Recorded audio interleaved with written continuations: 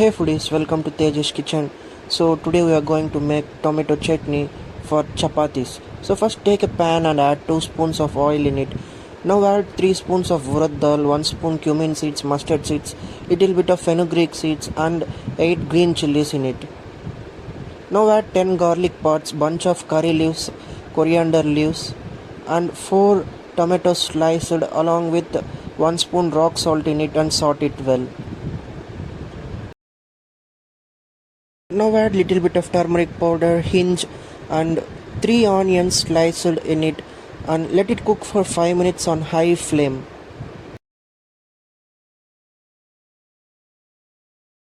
After 5 minutes add small lemon sized tamarind in it and give it a final mix and turn off the stove and let it cool down for 5 to 10 minutes. Once the tomato mixture is cooled down, now transfer it into a mixer and blend it well. While blending, check for salt. If the salt is less, add according to your taste. And if the consistency is too thick, add little bit of water in it and blend it well. That's it. Tasty tomato chutney is ready to serve. I personally love to have this tomato chutney with chapatis. It tastes amazing. Enjoy.